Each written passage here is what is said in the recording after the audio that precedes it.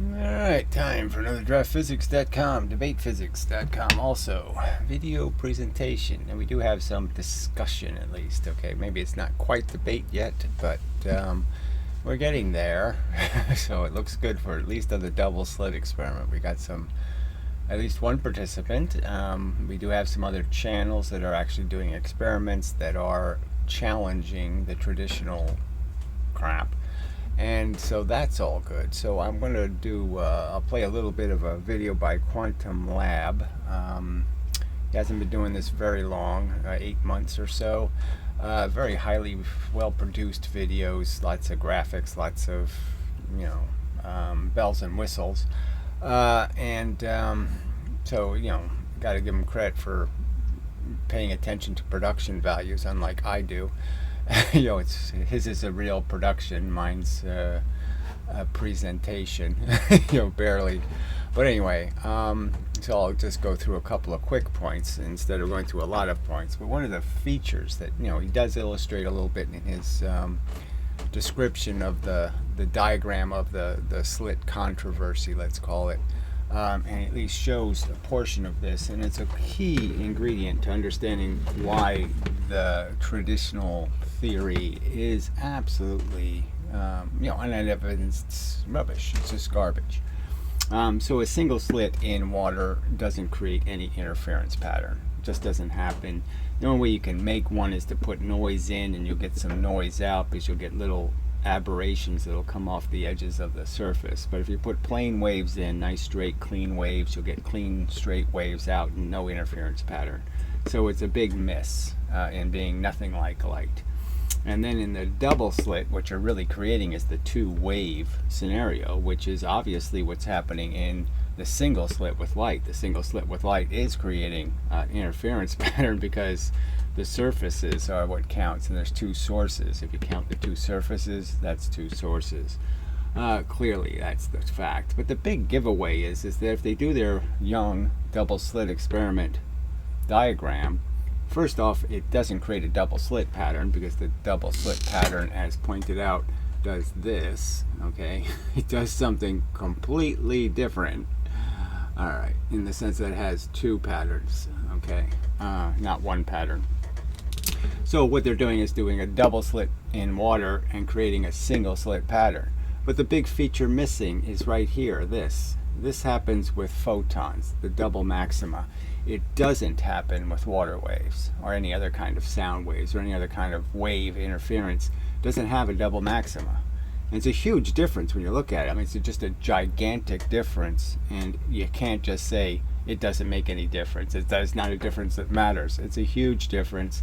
It has to be accounted for, and they don't account for it at all. They just keep drawing the same pattern of interference, and that pattern obviously isn't producing this pattern.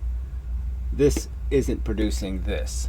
It isn't doing it. It's producing this, okay? You're getting the wrong pattern. You can't really say this is the cause because there's nothing to explain how that's happening in your description of the reality. And so you have to do better than that. That's called not accurate, it's off. It misses, and they don't admit that their theory is missing the fact target, okay? It's not accounting for the facts. And that's big. It's huge, giant. Okay, so let's just jump through this video. I want to do this part just to try to encourage this guy to be part of the conversation, but maybe he won't be willing to do that. So he's arguing against the wave theory, and like I said, it is a lot of, it's got a lot of graphics in it, very well produced. It's got a great voice, all lots of good things, and underappreciated, you could argue. And I love a mystery, whether it be old-time radio.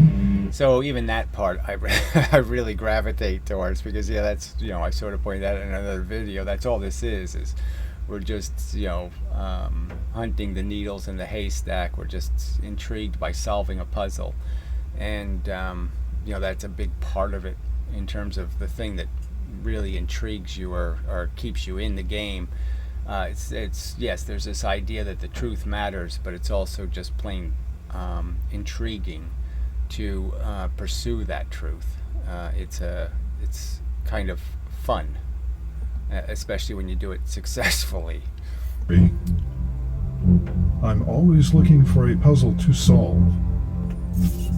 My favorite quantum mystery is Young's double slit experiment.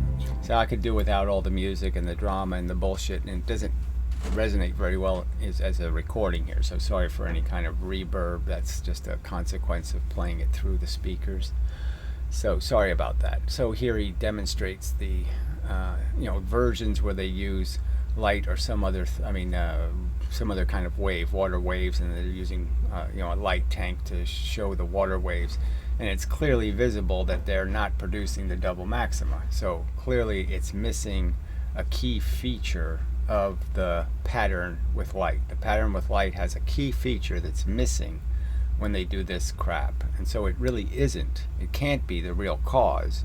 It can't be a real model of the real cause because it doesn't produce the right results. Demonstrations of Young's experiment are often presented by using ripple tanks, but I like to use diagrams. To start, this virtual single-slit ripple tank generates identical... Right, so it just produces a single slit in water, doesn't do anything like create any kind of interference pattern. There's no interference pattern. It should be noted that it's just nonsense. And the double slit creates even-sized bars, so it fails to create the double in the center, a big, huge missing feature. And again, that they don't account for, they don't pay any attention to, they don't talk about, they don't say a word. So they just pretend that this is just a plain on-off pattern when it clearly isn't a plain on-off pattern. It's got features in it that are distinctive and they have to be accounted for, and they account for none of it. They just call this a double slit pattern when it's not a double slit pattern. The real double slit pattern in light, if you make these openings large enough, is the complex pattern. There's two patterns, an envelope pattern and the regular pattern. They don't even say those. They'll barely, 10% of them might bring up the fact that the real pattern has this complexity to it, and none of them will. Again, they can't explain it. So he did his own experiments with using a micrometer, and a laser, and I'd say these are all explainable in terms of what other things have been observed about the fact that it's the corners that are key. Obviously, something thick piece of metal, has two corners, and that if you scanted the light at an angle, you could have the expectation that you are creating distortions that are doubled, and that would give you a double pattern. So I think in this video his argument is look, I'm creating a double pattern, and that's not explainable by wave theory. Me to get off the bench and into the game. My local hardware store had an adequate... So yeah, this is he's selling a kit, so he used he created this little setup where he can move the micrometer, and obviously it's pretty thick metal here. He's using the sides here, not the jaws, as I understand it. So it's a pretty thick piece of metal, and I would say it's sort of obvious that because you can turn that piece of metal, that you're really creating two levels of interference, two levels of contact points for the photons. So in some sense it's not a single slit, it's a double slit experiment in the sense that you have more than two sources. And don't forget, wear safety glasses. A caliper is best for a quick setup and testing of different slit gaps. There are two critical factors to consider when choosing a caliper. One, the edges of the slit must be square, not rounded or chamfered. This is sort of debatable. I mean, you can get a crude pattern with pretty crude instruments, and so and it is sort of an interesting subject, frankly, about the fact that you can create even more interference by having irregularities, and some of that is, I guess, could also lead to evidence against the theories that they're being promoted. Now, I think he turns this into a double slit experiment, but I don't want to, I don't want to get bogged down in that. inches from the laser. I use green cardstock as a background screen. White or other reflective surfaces overpower the camera's image sensor. Set it 4 feet from the laser. Turn on the laser and aim it directly at the slit. If the laser is perpendicular to the slit, you will see one main interference pattern. So again, this is a single slit, so you have the double maxima and then the bars go out in a regular pattern. Now again, the argument is all of this is calculatable based on the distance between the surfaces, so it's kind of impossible to say the pattern's being created by just reflections, because clearly the distance between the two surfaces is going to decide how big and small those nodes are, and that's clearly telling you that there is this wavelength of difference argument. So it's in phase, out of phase, in phase, out of phase, and it just goes around in the circle. It's a complete 180 degree pattern, and the fact is there is no infinite surface.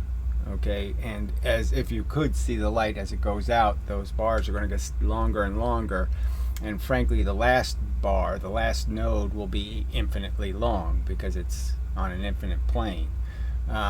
There won't be any more pattern. There'll just be one long off or one long on, and that all has to do with that 90 degrees. You're basically saying what's the distance between the two surfaces, and if it's a whole number difference, okay, then it's going to be an on. And if there's a remainder, if you divide the wavelength into the distance and you have a point something left over, then it's going to be some kind of off, depending on how much remainder you have. And that's basically telling you, once you know that it's an on or an off here, you know that the pattern has to be consistent all the way up to the top, and so it's the top that is flexible. It's this thing here where the node can be a little bit on, or a little bit off, a little left, a little right, and that's why you have a double maxima, because it's really two overlapping patterns. And and because the other point is that obviously they always draw it like, well, for sure the center is an on because the two lines are the same length. They're inside of a millimeter. Okay, the pattern on the wall is 10 inches across, and inside of less than 1 millimeter it's an on, but that doesn't mean right outside that millimeter it isn't an off. The inside stuff, okay, is inside of that tiny distance. It's not projected out. All the fringes that matter are the ones where the two vectors are going in the same direction. Those are the ones that really matter. The ones that are going in opposite directions are all inside of 1 millimeter. So again, it's a logical argument. You understand that whatever's happening inside of 1 millimeter isn't going to be relevant to what you're going to view. And what you're viewing is all the stuff that's happening outside of that 1 millimeter. All the stuff spreading out, not the stuff spreading in. Okay, so we'll move ahead. Alright, well, what better to do is double second light dark pattern. So by turning the micrometer, he's creating a second slit pattern. Okay, and then I think he moves on to doing a double slit by putting a wire in between. And he might have done that already, frankly. He might have done that somewhere in here. Yeah. Let's see. So that's 4 feet. We did that part. Okay, we'll do it right here. So I guess it's still a single slit. And slowly, you will see a second pattern emerge. Note how the spacing between the light and dark bands also change. Because the patterns are overlapping. Creating two patterns. Now that really is a mystery. So it's not really one slit. So I think that all the dissident people might concede that, yes, obviously it's two surfaces. It's not one slit, it's two surfaces. The surfaces, even though the people, the regular physicists, should be able to concede that what's in their math is the distance between the two surfaces. Okay, it's not the width of the slit, it's the distance between the two surfaces. And that's really deciding. And so you have a component being created by the two surfaces that goes to a location, and if those two surfaces are producing photons in phase, you get a visible photon. If they're producing photons out of phase, you get no visible photon. And the argument would be, especially if we take a note. I would make the argument that they're not whole photons. That's the whole point. The surfaces are breaking the photons, and you're sending pieces. And where the pieces are in phase, you get a photon. Where the pieces are out of phase, you got no photon.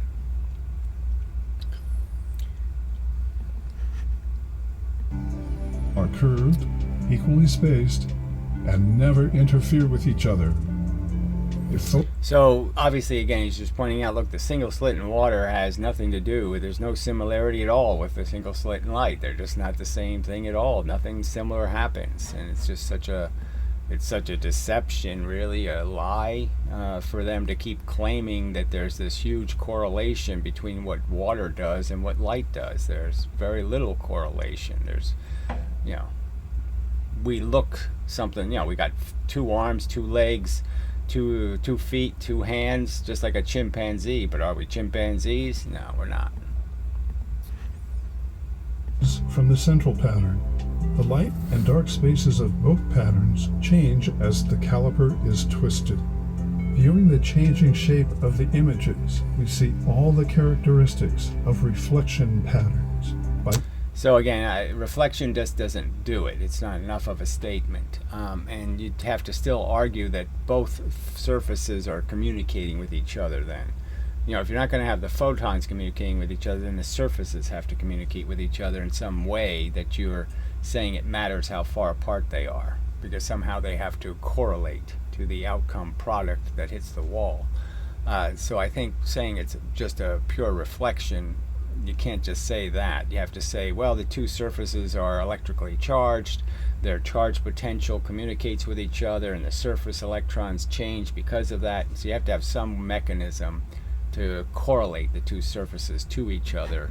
And I'm not saying that's not true. I'm just saying I think the better explanation is that simply there are electrons on this around the surfaces, and the surface electrons are in fact breaking pieces of photon in terms of converting them into electron motion, and the electron motion is creating new photons that aren't complete. It's time for my big finish. Setting up this demo, I imagine being a contestant on my favorite TV show.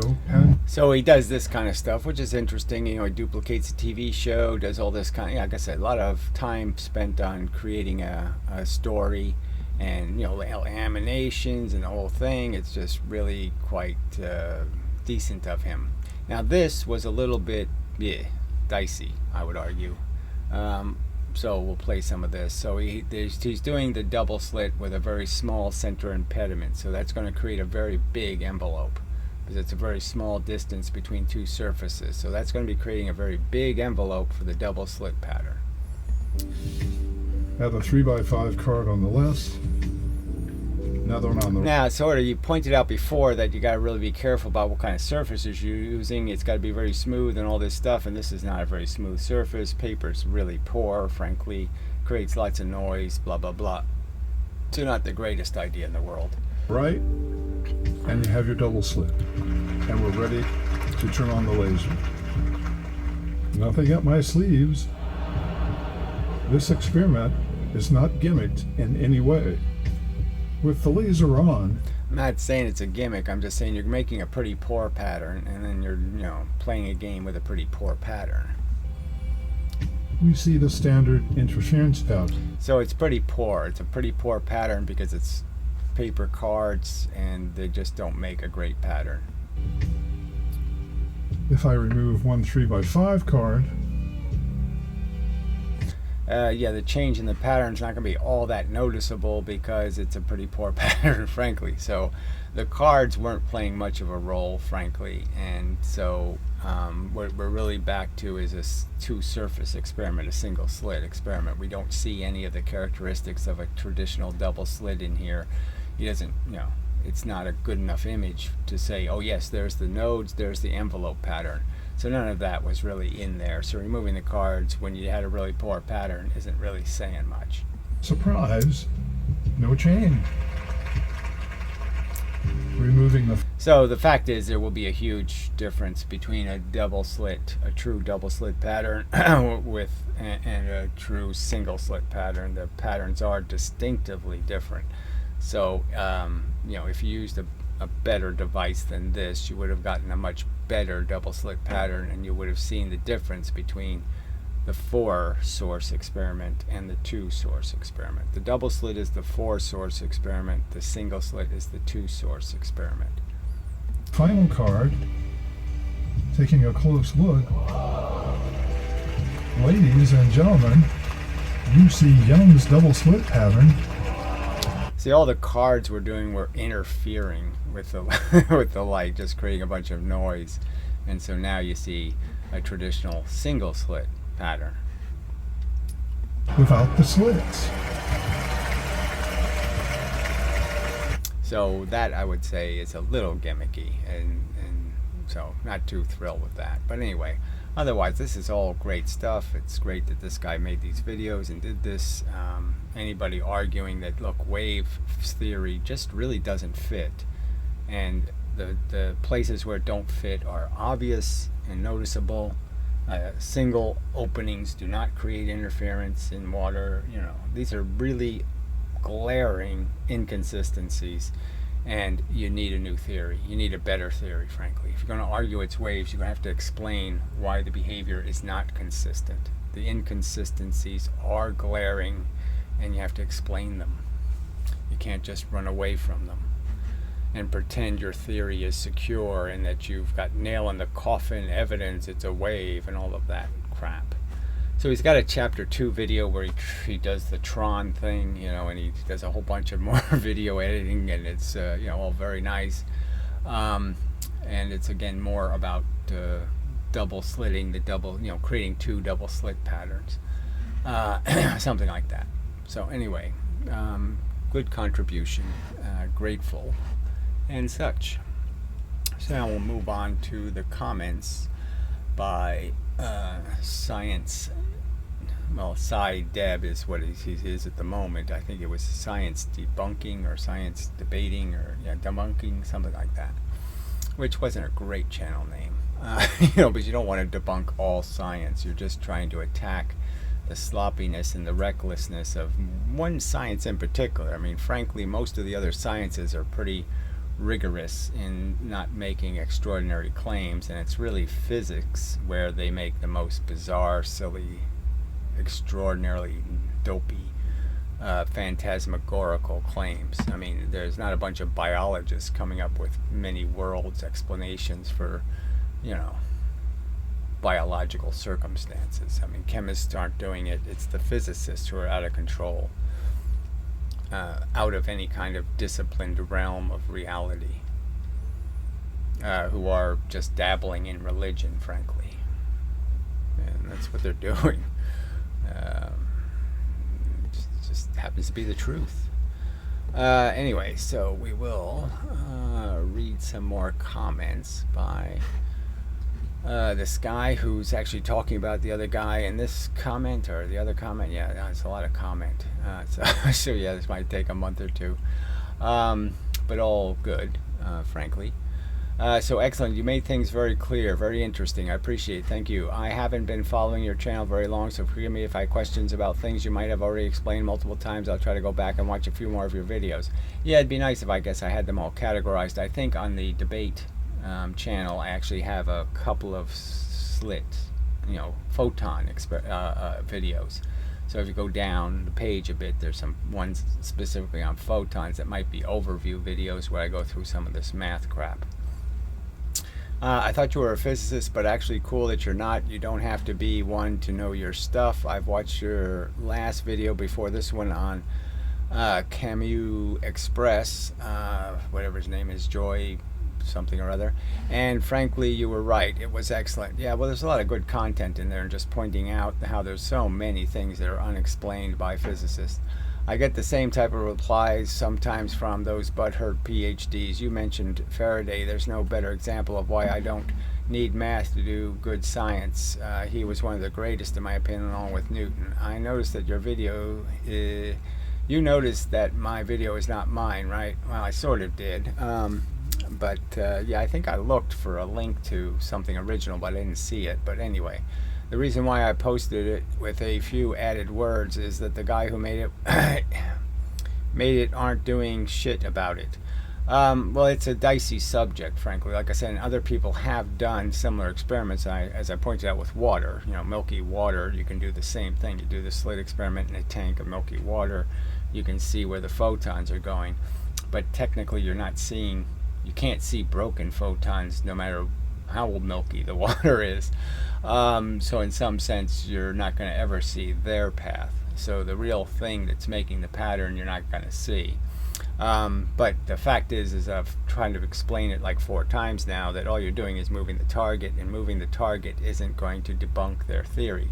Now the catch is, like I said, is that the round wave theory is the thing that causes the alignment of the nodes to start bending, okay? And they never show you that, okay? They never go far enough through the pattern to show you, okay, that distortion taking place and proving. So they never prove it. They never give you the formula and say, this is where I predict the node will be, and then measure to see if the node is actually there. They do the ones really close to the center, and those are easy because there's very little bending. But the ones that are further out, there's quite a bit of bending. So I think if you could prove that the lines are dead straight, the ones that you're collecting at different points, then that would debunk wave theory, because round waves can't make straight lines. And I think more people should be aware of the finding. When I saw your video on YouTube, I had already come to the exact same conclusion without doing the experiment myself, but they beat me to it. So I contacted the guy by email to talk about, because his first video of it's kind of wanted to see if he was interested in perhaps sharing insights. So this is the real problem, is that people can't really work together. They always got to be hostile. I've got this guy, Miles Mathis. I tried to contact him and say, look, we got some dissident stuff in common. But his agenda just doesn't fit with doing anything cooperatively. And so you can't get anywhere. And, in hindsight, I probably don't want to be affiliated with him, because he does seem to be, a pretty overt and aggressive anti-Semite. Anyway, I told him I could help make the discovery more visible. I don't care for recognition or fame or any of that shit. I'm just tired of hearing the double slit experiment shows wave interference like freaking waves on a pond. Yes, and all the other stuff that comes out of it. So the whole Copenhagen interpretation, the whole idea that there's superposition, the whole idea that there's entanglement, all of that crap is based on this one single experiment. And that's the part that's just outrageously unacceptable, that this... that they're going to establish all this woo physics, the existence of invisible, antimatter, all of this crap comes out of this experiment. Their stupid interpretation of this simple experiment. To think they are actually seeing nanometer-sized waves with the frequency in the terahertz going at 300 kilometers per second with the naked eye is ludicrous. Well, obviously we do it every day, but... obviously we can't see them travel, so that's the part that's ludicrous. You can only see a photon when its energy is terminated, when you collect its energy in some way. Then physicists come up with the quantum state superposition and quantum woo instead of maybe rethinking the nature of light first. Well, like I said, Einstein was kind of rethinking the nature of light, and he was trying, and he just couldn't fight the tide. In terms of coming up with an explanation. And so, he just had to keep saying, yes, I can't quite figure out exactly what it is. I know it isn't what you say it is, but I can't tell you what it is.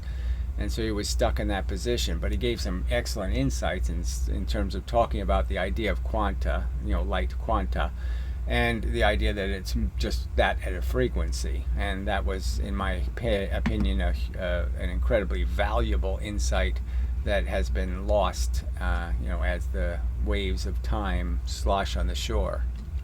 Somehow, because we can't see quantum world, it makes it okay to believe strange Alice in Wonderland world where everything is possible, even cats dead and alive at the same time. Well, those are all just ironies. I mean, clearly Schrodinger was pointing out how stupid the concept is. He was making a joke, and they turned the joke upside down and turned it into some excuse to say, well, isn't that proof? And that's the funny part, is that he was pointing out how ludicrous it is that you could have any such notions that a cat could be both dead and alive. It's so silly. Who but an idiot could believe it? and they turned it into a totem pole 4, which is just hilarious. I mean, it's basically, they've made it, they've put on the clown shoes and put on the nose and the funny face, and they're pretending they're not clowns. I mean, it's just, that is the funny part, the ironic part. I mean, it's just hugely ironic. It is a very clever probabilistic mathematical framework. I don't know if it's that clever, no doubt. And it apparently happens to be very useful. Well, that's the part where they just lie. They don't do anything useful for the, so it's just all bullshit. But it's based on misunderstanding and, don't get me wrong, interferometry is very useful, okay? 2 slits, not so much. All right. But it's based on misunderstanding and misinterpretation of the nature of light. That's why it's probabilistic. So anyway, we start talking, and the guy asked me what my credentials are, if I am affiliated with a university and perhaps have a lab to do experiments, blah, blah, blah. Yeah, well, that's unfortunate that, But obviously he has put time into his effort, and, he's part of the people who think part of the science is having a nice pretty book cover or something. Whatever. Like I said, I can't find fault with placating the tendency of humans to fall for bells and whistles. They like bells and whistles. When I told him I wasn't a physicist and had no affiliation, he never replied again. The guy is an ophthalmologist. He's looking for physicists to take a look at his work, but so far all I'm getting is hostility. So that's unfortunate. But anyway, no, this is the different guy. Sorry, this is the guy who did the straight line video originally. Okay, so yeah, so sorry, didn't mean to imply it was the quantum lab guy. The quantum lab guy didn't do this. Let's see, that's why I disabled comments section. I claim the claim about reflection is actually mine. The ophthalmologist had no idea why those rays were being produced, but he did like my explanation. The idea behind the smoke is to show that the rays come from wave interference behind the slits in the string. Blocking some of the rays would affect the overall pattern, but it really wouldn't. You're not blocking the ray, you're terminating the ray, and by terminating it, you're just causing the superposition to collapse. Their theory would be is that, yes, that's exactly where the 2 waves will collapse. So you're just proving their theory in a way. So it doesn't, you can't really use it as evidence against them. I wish you could, but you just can't. That's what they do in the video, block rays. Again, you're just testing that position. You're putting a test paper in at that position and saying, where is the photon, on or off?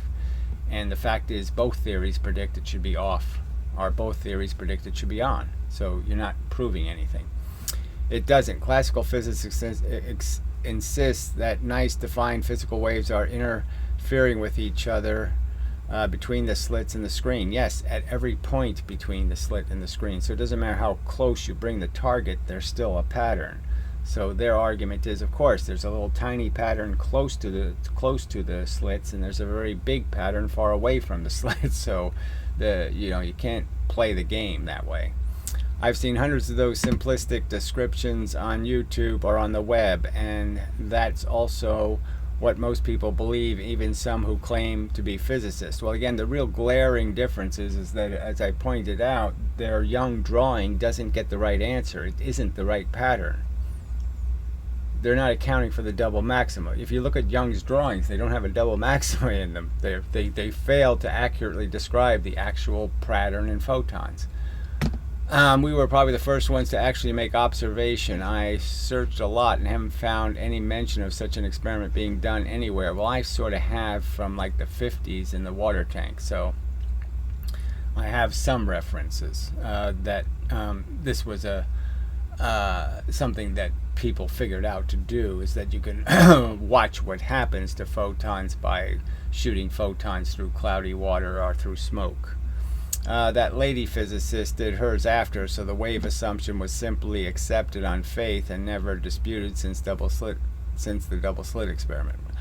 Again, the real point is if you have to really to a high degree of accuracy measure those lines and see if they actually are perfectly linear, and if they are perfectly linear, then you might have an argument. I believe the reason why the light rays are spreading in the double slit experiment is because of reflection. And no, I'm sorry, it's not. Diffraction. Okay, so I don't know. Those aren't the same thing. On the sides and corners. Well, I'd say the corners are the big ones now. That's the real intriguing part. And again, I would argue because corners create a charge irregularity. Charge doesn't know quite what to do with corners. At the micro scale, no surface is perfectly flat, so light could be simply reflecting off different angles created. Yes, well, the fact is that no surface is flat in the sense that no surface is not covered in electrons. So all surfaces have electrons on them because atoms are made of electrons on the outside and protons on the inside. So all surfaces have a frosting of electrons.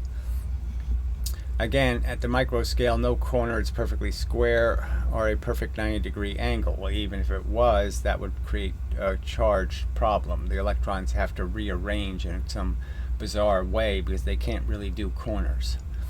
If you look carefully at the screen, you notice that the fringe pattern is not the only place we see light. There are plenty of fainter dots all around. Yeah, well, some of that's just because there are other anytime you put any particle in the way of a beam of photons, it surfaces, and you're causing diffraction.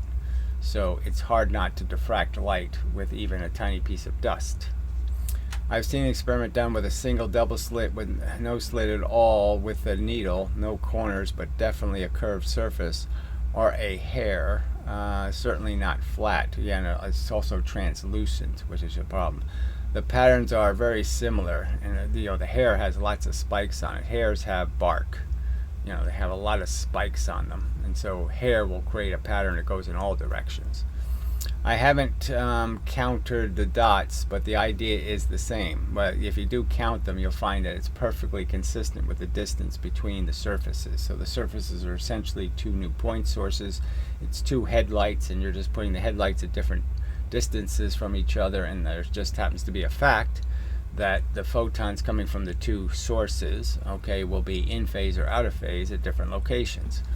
And those claiming to be shooting a single photon at a time, right? And it's just a claim. They don't really shoot single photons. They just break the photons into a lot of little pieces, and so they just create a lot of broken photons, or whatever they believe they are shooting, and still getting the interference pattern. Well, I really don't see the problem. Well, it would be a problem if they were shooting actual whole photons and they only had one in the experiment, because then it would be really hard to explain how you could make the photon create two sources that are interfering with each other. To get what they believe to be a single slit photon, they simply reduce the intensity to a minimum until they can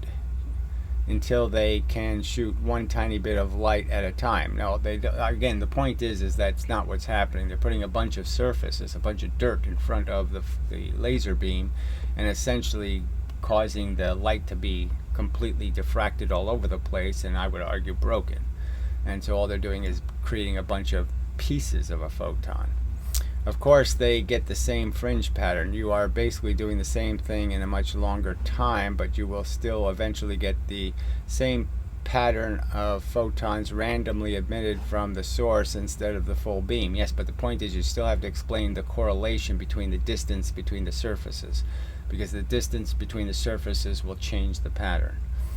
It doesn't mean you have photons interfering with themselves. Something's interfering. The two surfaces are in some way interfering with each other because they are clearly connected to how the pattern forms. I believe the reason why the light rays are spreading in the double slit experiment is because of diffraction on the sides and the corners. Yeah, we did that, didn't we? Yeah. This thing doesn't move quite right. All right. Anyway, I don't know where an expert I didn't know you were an expert with the double slit experiment. Well, I'm just making that sort of a jokingly, but I'm sort of arguing that I don't think there is a single human on Earth who has watched more double slit experiments or read more double slit web pages than I have. I'm looking forward to learning more from your experience. By the way, are you familiar with the Argo spot experiment? Yes, so the Argo spot is really easy to explain in the sense that you're creating rings of light.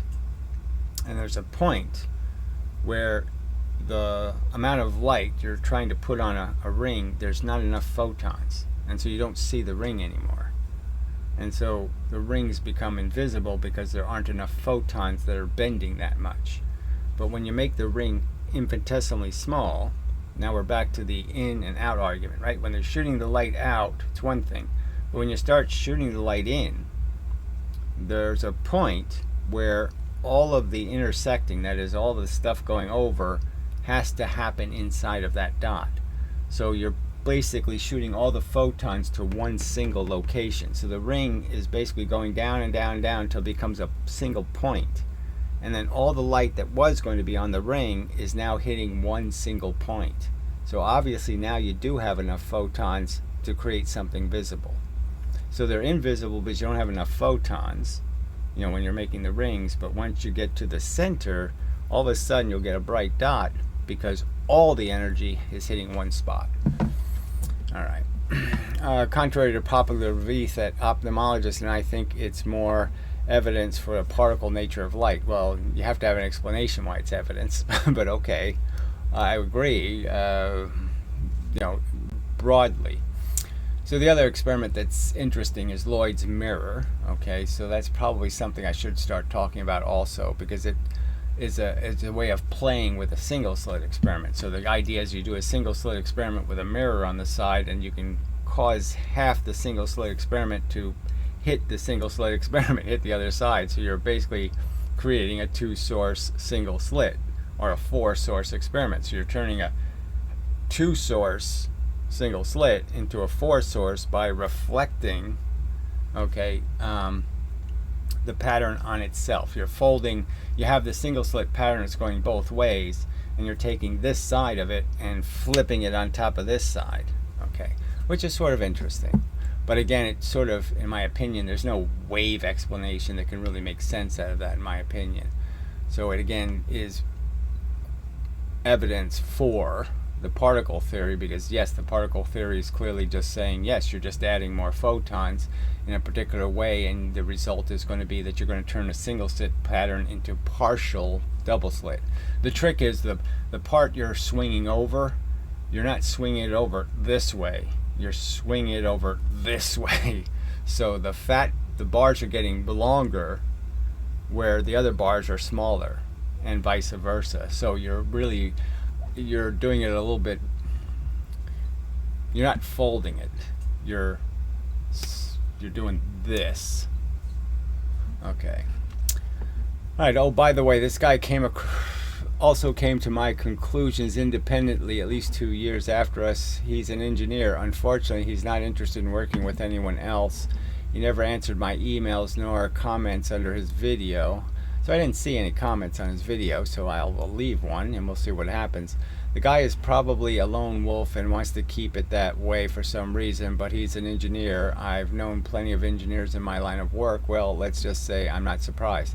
So we'll see, right? So this is the quantum lab guy. So we'll see if he wishes to in some way participate in the a collaboration to put all these arguments together, because there are so many arguments that can be made demonstrating why this isn't wave interference. Again, I can use the radar example, of having two antennas opposing each other, and you put your receiving antenna in between, so the two waves can't be interfering with each other, and you have the receiving antenna, and you can make the on-off pattern. And then if you just move your receiving antenna diagonally through this field, you can make your on-off pattern. And clearly no photons are interfering with each other. And if there's any interference or any kind of concept of interference, it has to be happening at the landing surface, not in the traveling distance. The traveling distance is not creating the phenomenon. The surface is creating the phenomenon. It's happening when they reach the surface, and that it remains consistent to the idea that we can't make forces bend forces.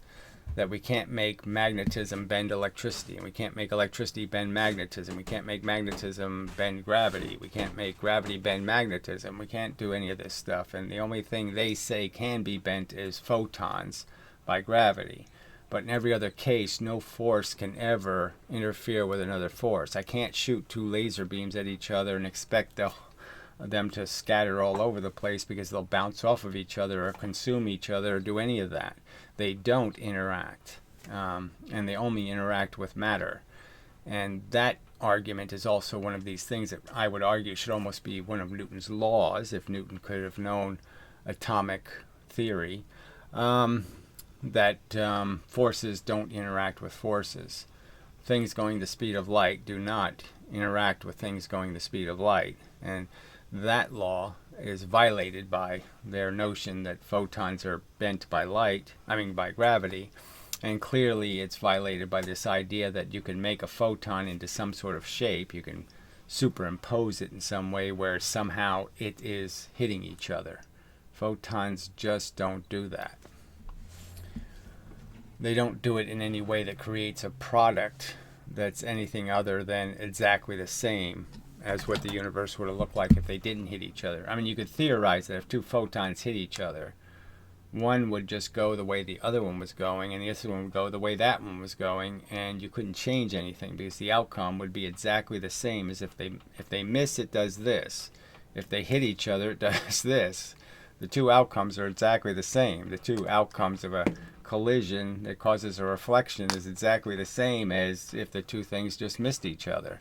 So the universe can't change when force hits force. The universe can only change when force hits matter.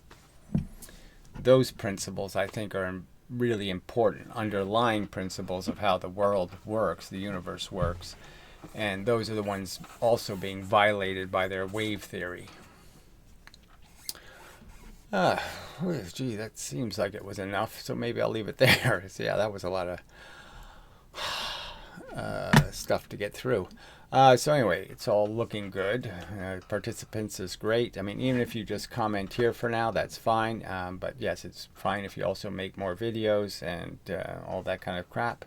And we'll see where we go, and such, and so forth, and whatnot. Yeah, I'm satisfied.